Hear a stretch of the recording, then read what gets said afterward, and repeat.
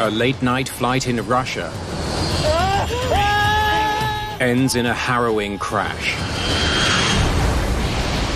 The flying control surfaces, the fuselage, the engines, totally destroyed. Investigators search for a mechanical explanation for the crash. A split in engine balance makes it more difficult to fly, but it shouldn't cause a crash. But when they dig deeper, It doesn't make sense. Like all hell broke loose. they make a shocking discovery. Just do it all yourself, okay? Take it! Take it! Why isn't Captain helping him? A21, is everything okay with the crew?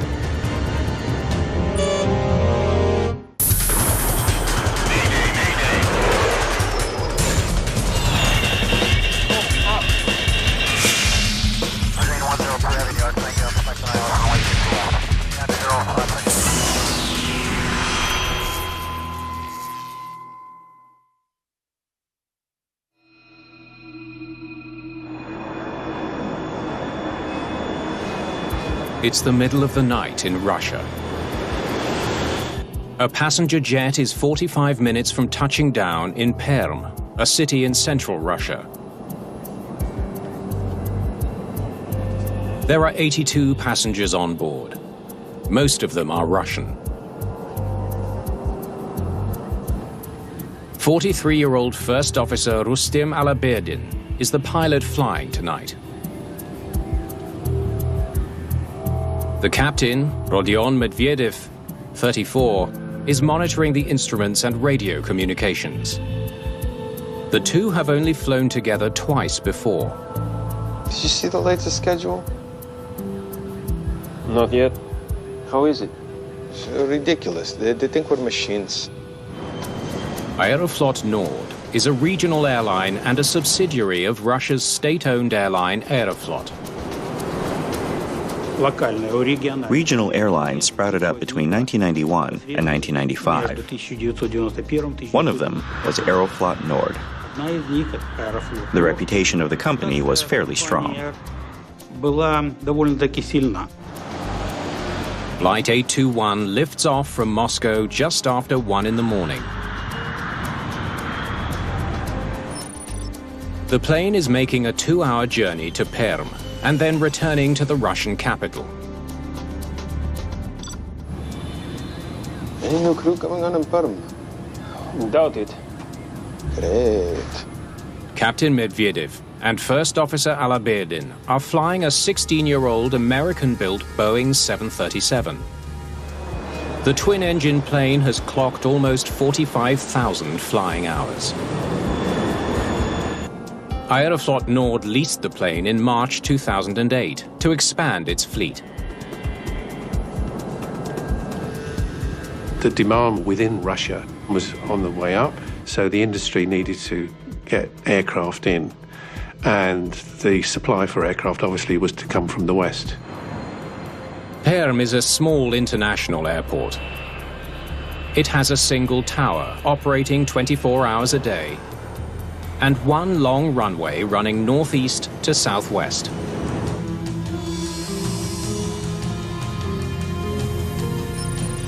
The plan for Flight 821 is to approach from the west, turn right, and land on runway 21.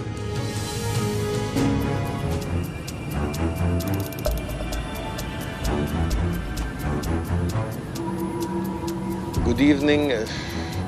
Good morning. This is your captain speaking. We've begun our descent into Perm and should have you on the ground in 20 minutes. And the local time is 4:50 p.m. a.m. and the temperature is 7 degrees. Flight 821, you're clear to continue descent to 8,800 feet. Follow Bravo approach pattern. The Perm air traffic controller reroutes Flight 821 to keep the runway clear for another plane's takeoff. What's this now? Why the change in direction? I don't know. Aeroflot 821, we are changing the approach due to impending takeoff of Lufthansa 319.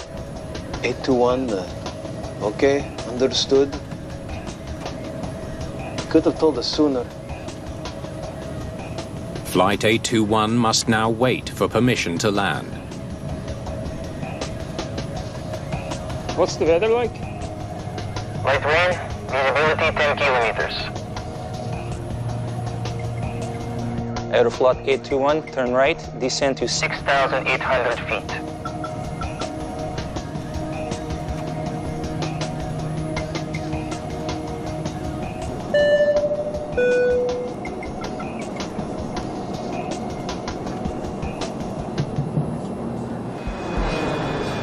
Throughout the flight, the two engines have been operating at different power levels.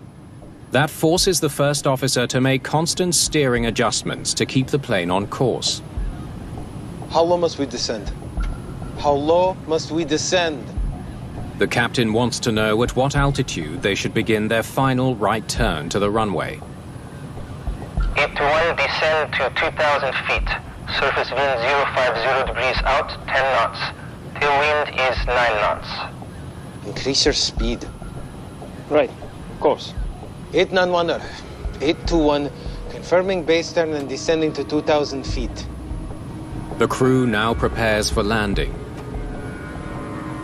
Flaps 30. Set.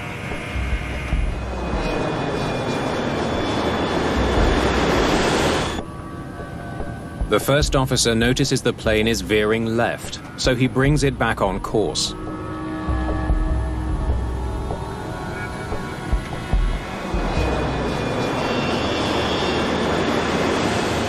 In the tower, the controller sees that Flight 821 is now climbing instead of descending. Aeroflot 821, according to my data, you are climbing. Can you confirm? Damn it! The first officer adjusts the pitch of the plane to resume the descent. We can confirm and we're descending now. But now the controller sees Flight 821 has flown past the approach path. He instructs the crew to loop around and restart their landing. Aeroflot Nord 821, restart your final approach. Turn right heading 360, descend to 2,000 feet. But the plane keeps going straight. 821, descend to 2,000 feet. Turn right heading 360.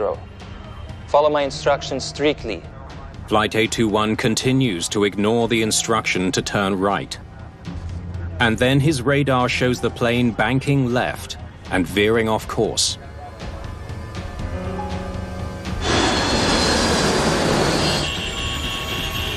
No way! Other direction! In the cockpit, it's now chaos.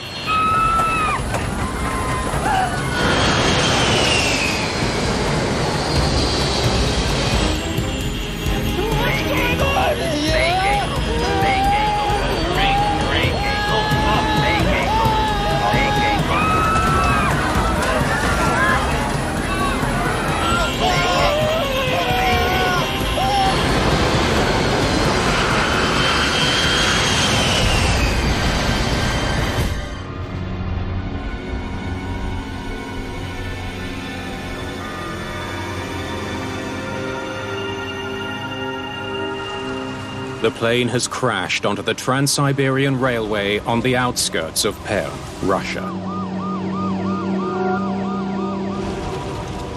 It had nearly 8 tons of fuel on board. Local firefighters and rescue workers rushed to the crash site. Sunrise reveals the extent of the damage to Aeroflot Nord Flight 821. Nothing is left but charred wreckage. All 88 people on board die in the accident. Their distraught relatives gather outside the Aeroflot Nord offices. They hope an investigation into the cause of the tragic accident will explain why their family and friends died.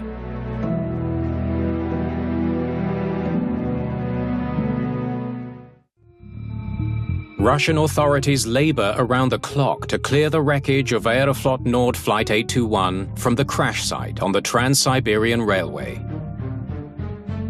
They need to get the trains running again.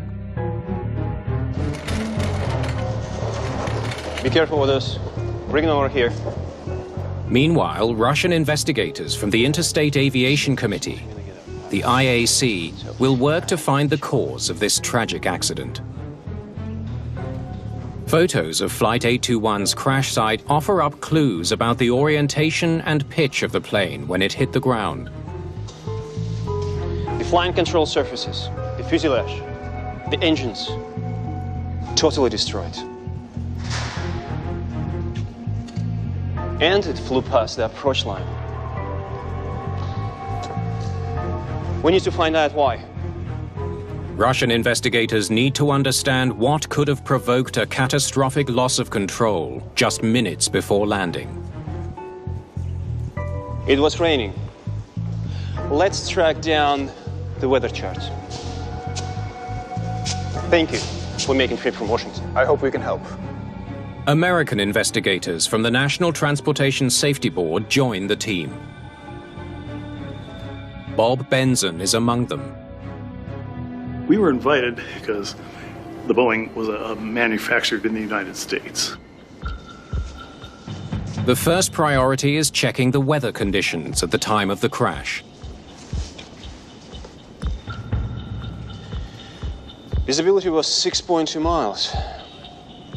Some cloud cover, light rain, and hardly any wind. Hardly challenging conditions for commercial pilots. I agree. One of the things we eliminated rather early in the investigation was a problem with the weather. What about the flight recorders? On the plane to France, they're in rough shape. The cockpit voice recorder and the flight data recorder were so badly damaged in the fire that they had to be sent to a specialized facility in France to retrieve the data. It could take weeks for results to return. In the meantime, the Russian investigators briefed the Americans on their progress. We found no evidence of the mechanical failure in the engines. What about an in-flight fire or breakup? The plane first hit these trees on the left embankment, and all the debris was confined in the immediate area. There's no scorching on the trees. No breakup prior to crash. The fire started on the ground. Agreed. After scouring through the wreckage and examining the impact details, investigators are certain Flight 821 was intact before it crashed.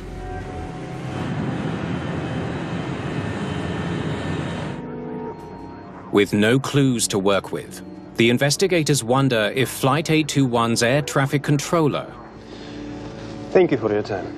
can shed any light on the crash. I keep playing it over and over in my mind. It doesn't make sense. What happened when the plane made its approach? Let me show you. Here, the plane started climbing, but should have been descending.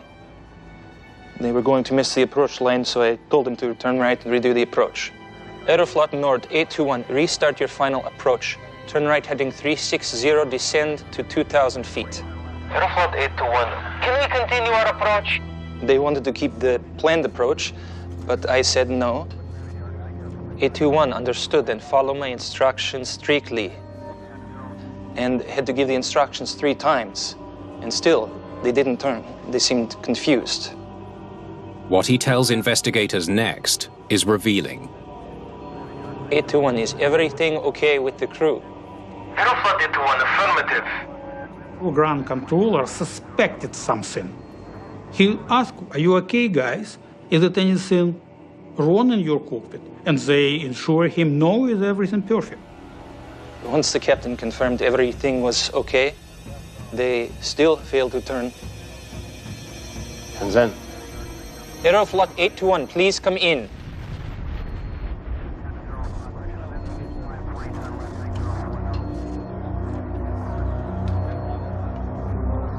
They confirmed the instructions? Yes, several times they said they knew where to go and what to do. 821, confirming descending to 2,000 feet and turning right, heading 360. The controller deepens the mystery. Why didn't the crew do what the controller asked? What was really going on in the cockpit? in the moments before this horrible crash. With the crash of Aeroflot Nord 821 still a mystery, investigators need to find out if the 737 was mechanically sound when it took off from Moscow. When the Soviet Union split up, a lot of the resources that the Russian aviation industry had were in short supply. Spare parts were in short supply. The skill of the engineers maintaining the aircraft was reduced, and the aircraft were being operated on a shoestring. In Russia, tracking down records can be complicated by bureaucratic roadblocks. Great, we got them. Let's see what they can tell us. Good. They go back to when the plane went into service. But the team is lucky. A safety and certification company, Bureau Veritas, regularly inspected the Boeing 737 and kept detailed records going back years. When this aircraft went down, the rudder system became an object of interest. Remember the design flaw in the 737's rudder that we discovered in the 1990s? It caused multiple accidents before it was caught. In 1994, US Air Flight 427 was approaching Pittsburgh when a rudder hardover caused the aircraft to nosedive and slam into nearby woods. All 132 people on board that 737 were killed. It was not an isolated incident. A rudder hardover was something that occurred because of a mismatch between hydraulic pressure on the rudder on the 737, which caused the rudder to move in one direction, which could not be reversed with the rudder pedals. Boeing decided to redesign the actuator of the rudder system to prevent these rudder hardovers. Have a look. Did they fix this one? But you never can be perfectly sure that the fix is in. The team now considers whether a frozen rudder caused Flight 821 to nosedive into the ground. They hunt through the maintenance records for any mention of the rudder. Wait, I've got a work order here. It's from 2005 for replacing the rudder PCU. It's a match. They took a look at the power control unit for the rudder and found that the aeroplane had the new system fitted, and then the investigation moved on from there. With confirmation that the rudder's control unit was in fact replaced. Okay, let's see if we can find some airline maintenance logs. Investigators now wonder if Aeroflot Nord, which leased the 737 only 6 months previously, kept up with its maintenance. Here. Suddenly, a new clue appears. A month before the crash, the right engine started producing 20% more thrust than the left. And that's enough to throw the engine balance way off. Investigators learned that during Flight 821, the engines were producing asymmetrical thrust. When one engine is producing more power than the other, the airplane will rotate or yaw. An aircraft flying out of balance is sort of skidding sideways through the air. To balance right engine with the left, the thrust levers need to be staggered. Like this. Oh, that's a big split. It makes it very difficult to fly the aircraft and manipulate the throttles when they're split. Investigators discover that just the day before the crash, different pilots who flew the same plane were so concerned about the problem, they took photographs to show how far the thrust levers needed to be staggered. It's a crucial lead. A split in engine balance makes it more difficult to fly, but it shouldn't cause a crash. The auto throttle can correct it most of the time. But did these pilots know about the mismatch? Take a look. The crash day, and it's signed by our captain. Investigators now know there was a problem with the mismatched engines, and they know the pilots were aware of it. The question is, did they know how to fly the plane with imbalanced engines? The airline insists both pilots was very experienced. Still looking for leads in the case of Flight 821, the team shifts the focus to the pilots. Yet the controller said the crew seemed confused when he asked them to redo their approach. Captain had over 3,900 flying hours. 1,400 of this at night. That's not a ton, but it's enough.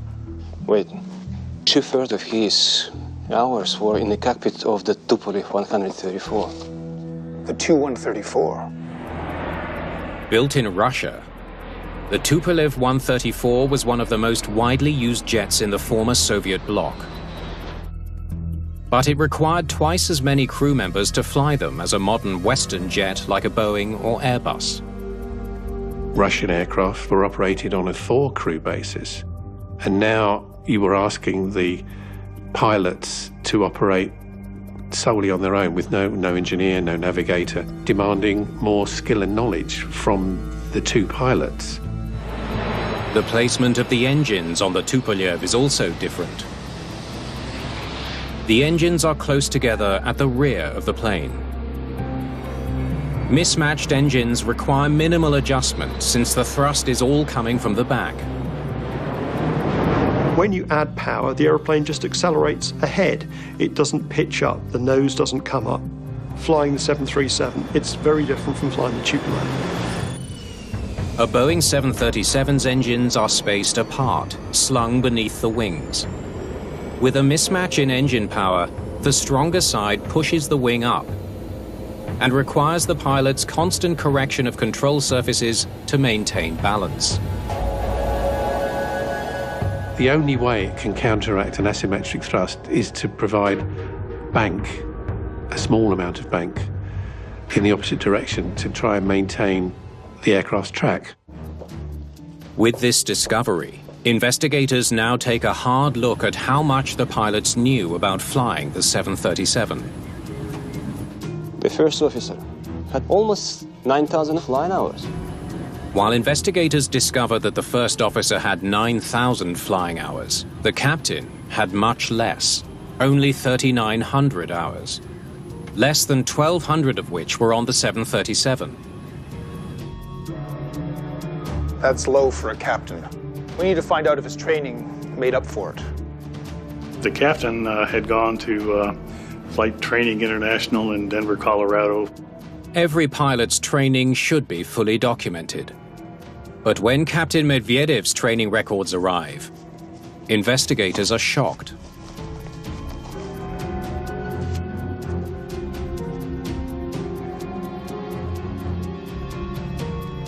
There's almost nothing here.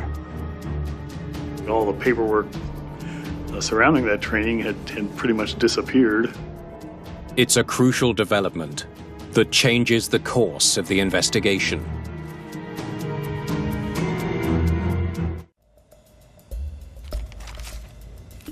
Investigators delve into the training records for the captain of Flight 821.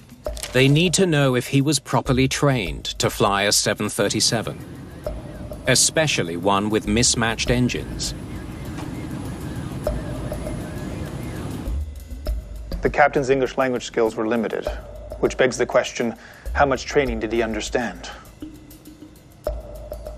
All the technical manuals were written in English, and all their operating procedures were written in English, the interaction with the flight computers.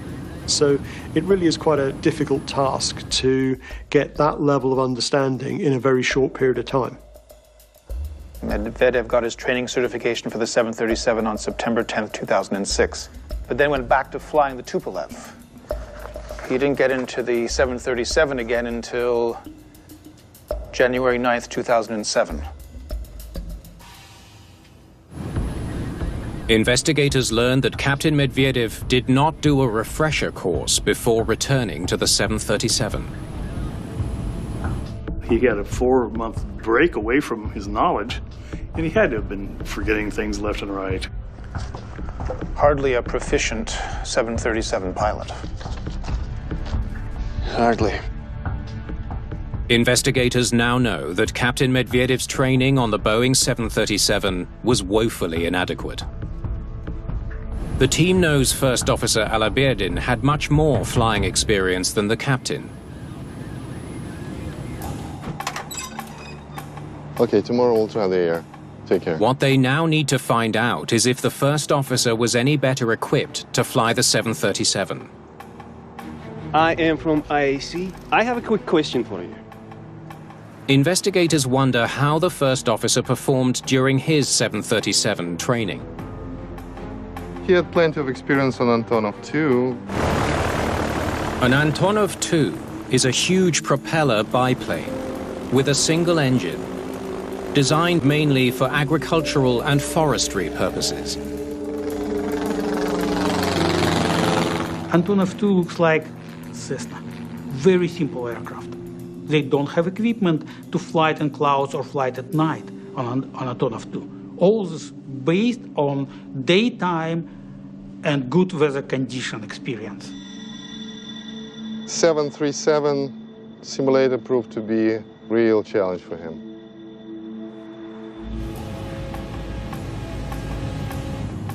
Investigators learned that one thing the first officer especially struggled with was flying with thrust asymmetry. Check the speed you are banking. Bank angle. Bank You're angle. banking. Bank angle. Bank This angle. is the third time. Bank angle. The team now knows First Officer Alaberdin needed much more training for flying with unbalanced engines. The co-pilot, his situation is even more dramatic than the captain's. The instructor said that he cannot fly the asymmetrical thrust. He wasn't ready even to be the co-pilot on this plane.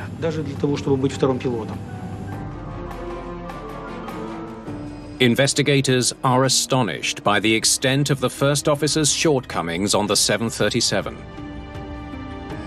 Medvedev was simply too green to captain the 737. We can't tell how much of the English training he even retained. First officer had even more failings. It was a mistake to put them together in the cockpit.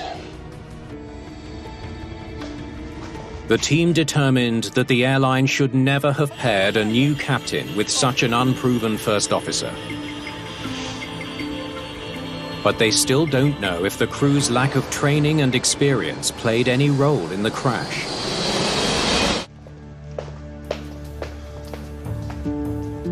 Specialists in France have finally extracted the data from the badly damaged flight recorder of Aeroflot Nord A21. Okay. Now we can see what the plane was doing. Let's pull up the parameters. Up to now, the investigators only know what the controller told them about A21's path leading up to the crash. The recorded flight data will tell them much more.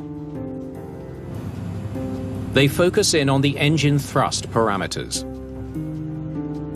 The first few hours of data provide few clues as to the cause of the crash. It looks like the auto throttle is on.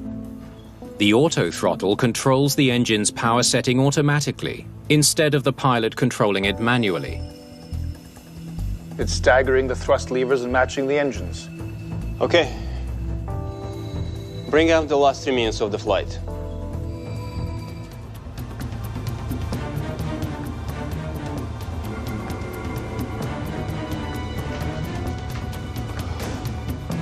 Isolate this section. It's like all hell broke loose.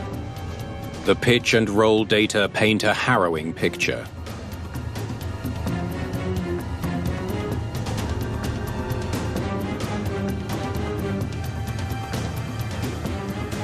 That's a barrel roll. No one stood a chance.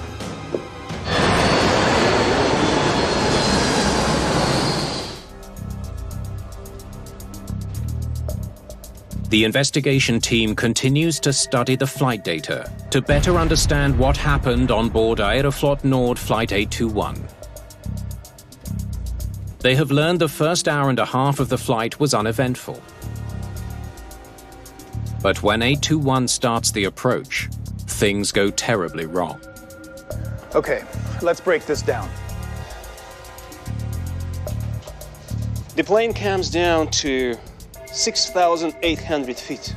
Everything seems fine. Until this. The right engine is operating at 61%, but the left is near 40%. As the plane banks steeply to the right, the auto throttle can't handle such a large split in engine power. So it disengages.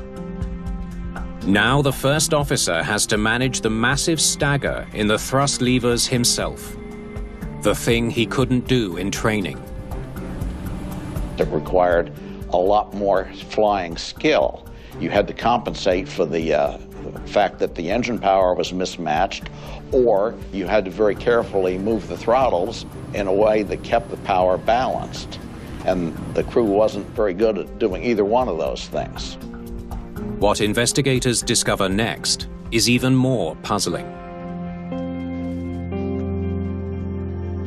The first officer now disengages the autopilot.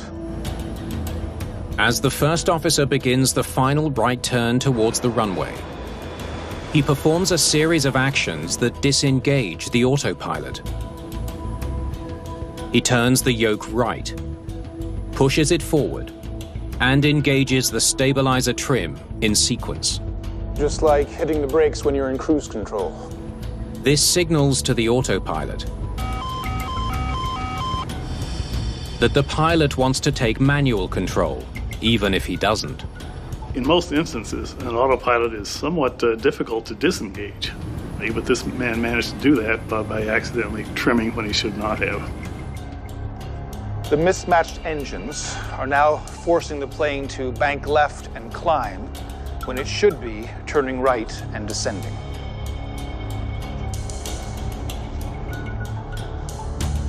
Take a look at that. No one has an input for 20, 25 seconds?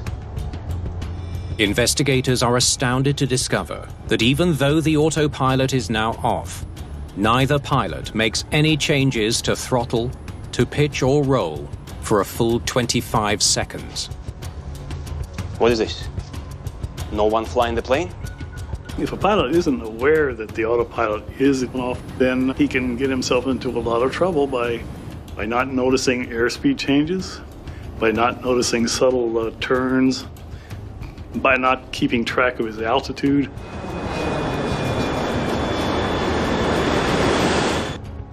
The team now knows more of the technical details that contributed to Flight 821's crash. But why things spiraled out of control in the cockpit is still unknown.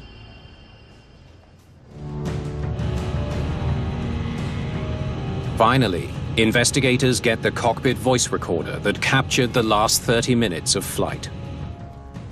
They hope it will provide the answers they need. Are you guys ready? Okay, let's hear now what's going on that plane.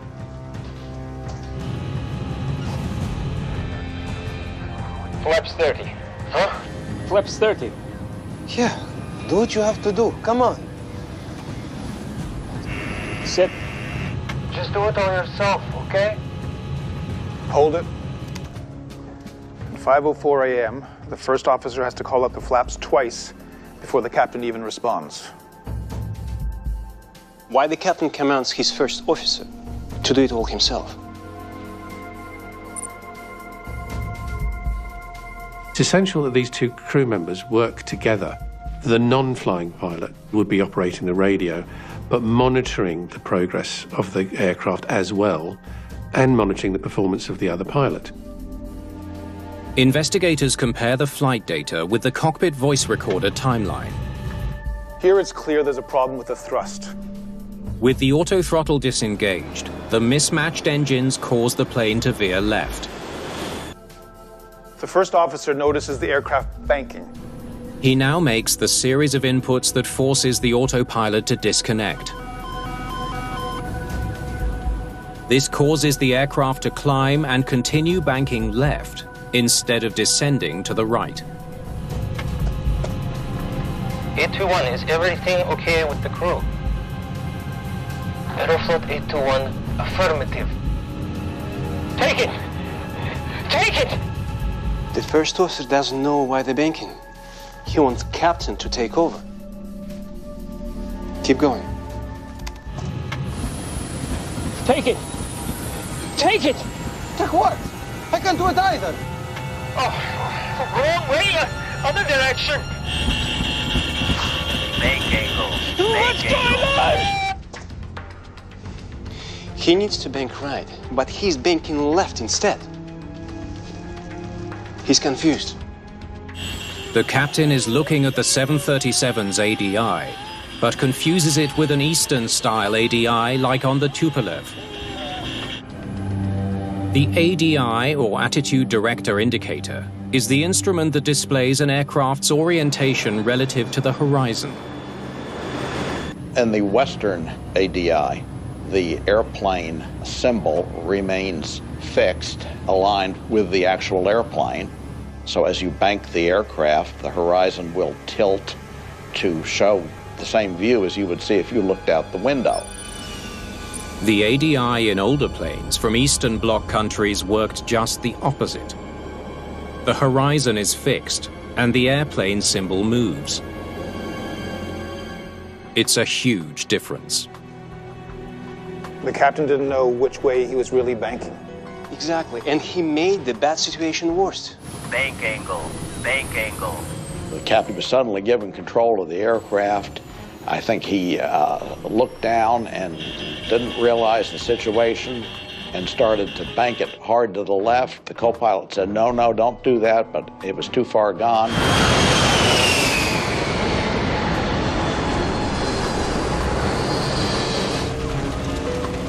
He may have reverted back to interpreting the instruments he was used to when he was flying the Tupolev or the Antonov. It was just a case of not being able to interpret the Western ADI. But one last mystery remains. Why was the captain so unwilling to take charge until the last second? What was his problem? The team investigating the crash of Flight 821 has determined that pilot error led to the tragic accident that killed 88 people. The first officer couldn't handle the mismatched engines, but the captain refused to take control of the situation. Take it! Take it! Take what? I can't do it either. The most shocking part for me, it was captain's reaction. Co-pilot begged him, help me. Take it, take it. But pilot in command reaction, take what? What I can do with this? How? You're a pilot.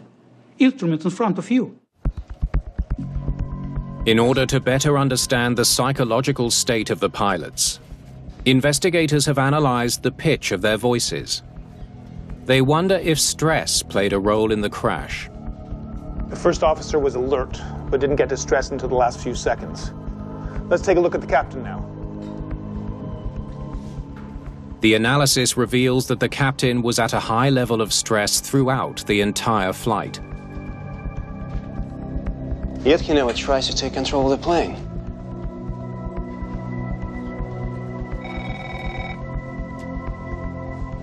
Then, investigators get a break in the case from the Air Accidents Investigative Branch in the United Kingdom. Right before takeoff, a passenger sent a text to a friend. She thought captain was drunk.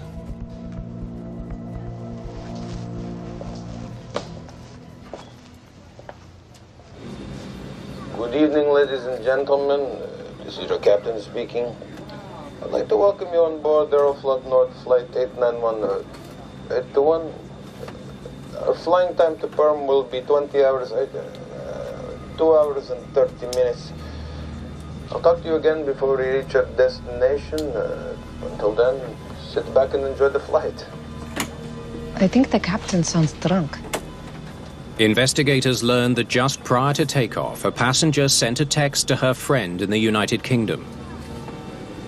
The passenger said she was scared because the captain sounded totally drunk.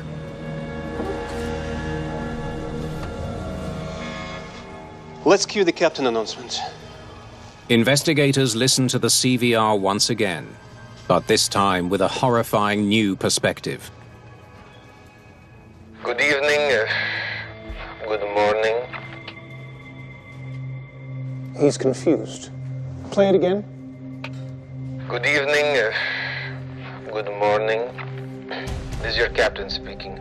We've begun our descent into Perm and should have you on the ground in 20 hours. 20 minutes.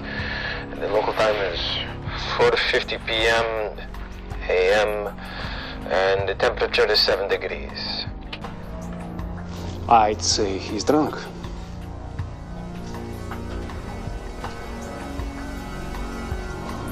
The recording substantiates the passenger's text, but the investigators still need hard evidence. Finally. The captain's muscle tissue has been tested for traces of alcohol. The analysis confirms that there was alcohol in his system before the crash.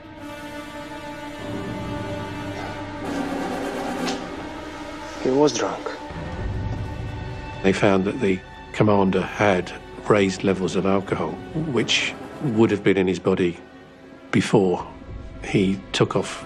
Those levels impaired his judgment and his ability to react accordingly in a stressful situation where the aircraft, in effect, was out of control.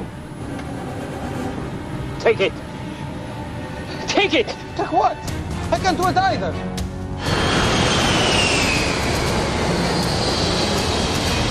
What's going on? Please come in.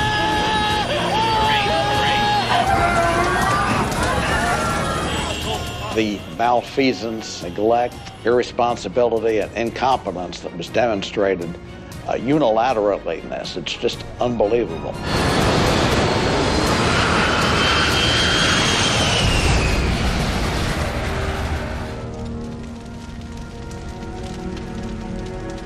The most shocking part of this entire event was the fact that an airline could allow itself to either evolve or maybe even devolve into such a multifaceted situation.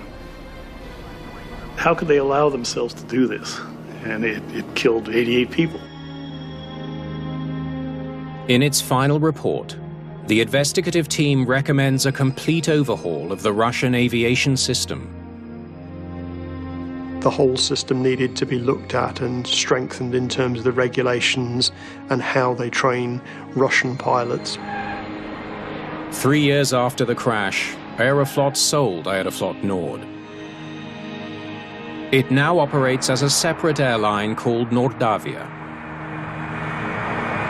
Aeroflot does have quite a good safety record, and I assume that they're working on the situation and have done a good job. The accident rate's way down over what it used to be, so hopefully things are moving in the proper direction.